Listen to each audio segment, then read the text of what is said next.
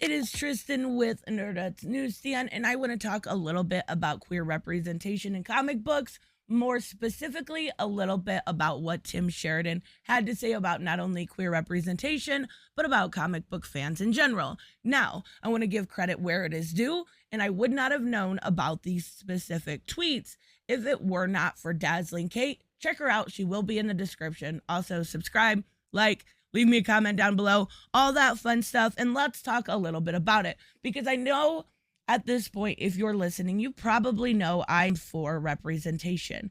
I think some decent, great, good, even mediocre representation is needed and past needed. The problem is, Tim Sheridan, if you are unfamiliar with him, wrote Teen Titans Academy. Now, I do top 5 of the week. Generally, that would be my worst of the week when it came out.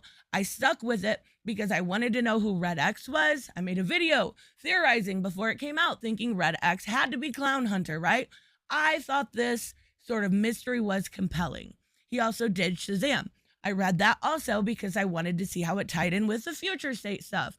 And now he is writing alongside Jeremy Adams and Geoff Johns Flashpoint Beyond, which honestly, I think Jeff has a huge hand in it along with Jeremy because that book is amazing. Now, let's actually dive into what Tim had to say because he's not wrong, but he's also a little bit wrong, if that makes sense. I promise I will make it make sense. Let's start here.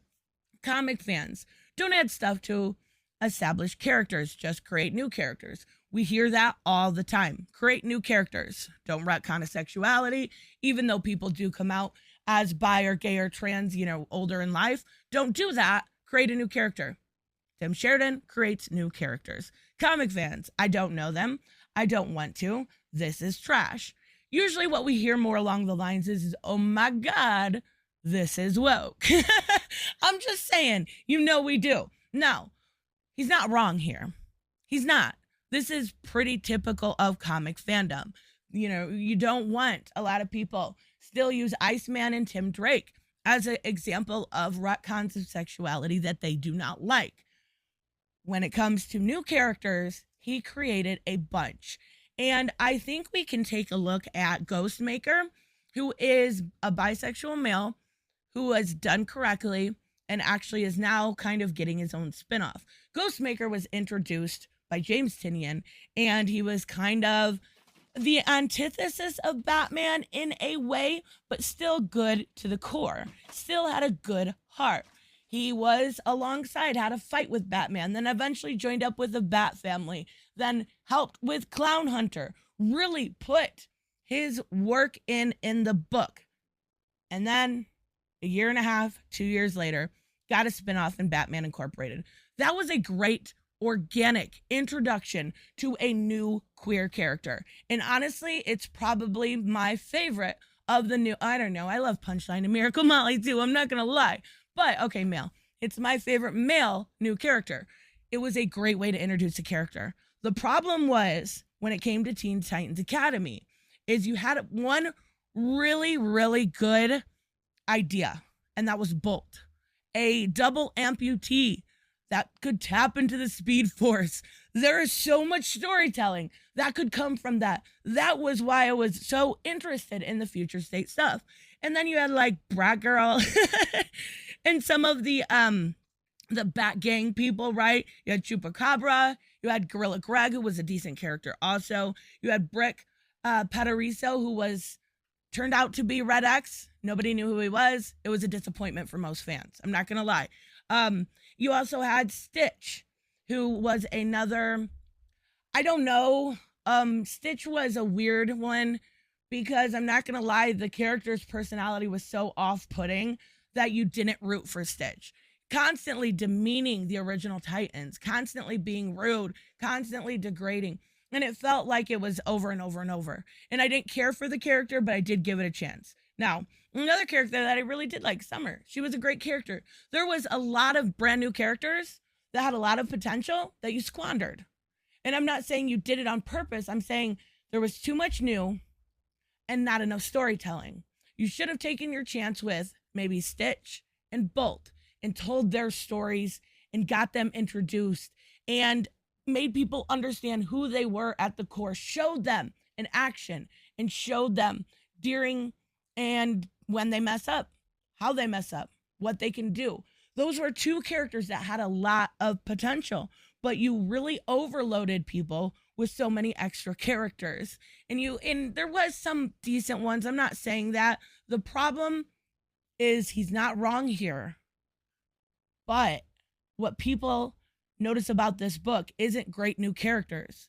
It's bad writing. I'm sorry. I'm not trying to be cruel here, but the book fell flat and was very, very lackluster. And then he goes on to say, since some of you are misreading this to be about new characters, let me clarify. It's about evolving existing characters, especially when they come out of the closet. The point is that many fans who say, don't make him gay, create a new character, really don't want a gay new character. Again, he is not wrong. He is not wrong.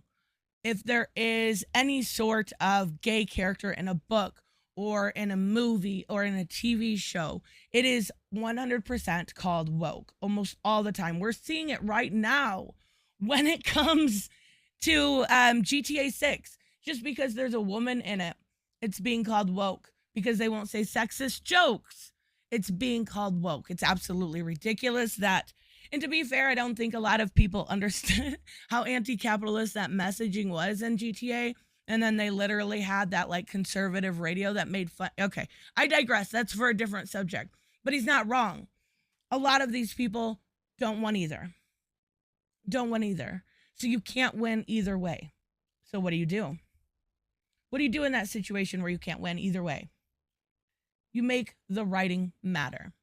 You make us care for the characters. In that situation where it's a lose-lose situation, you have to be on point with your storytelling, whether it is action or romance or discourse or anything.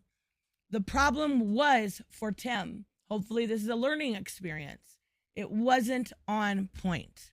And I don't have an issue with Tim. I have none whatsoever. But I also care about comics, and being critical in this situation is much better than pretending something was good and having that repetition or that same story over and over again where nobody cares because Stitch was so rude, because Stitch was so irritating. I'm telling you, Bolt alone had so much potential, and it was squandered because Red X and I don't know. It was a huge letdown. That whole book was.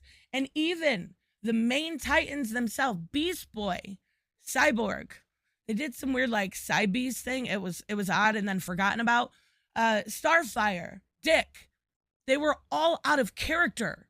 The only way to win this, what he's not wrong about, is to prove it through your writing.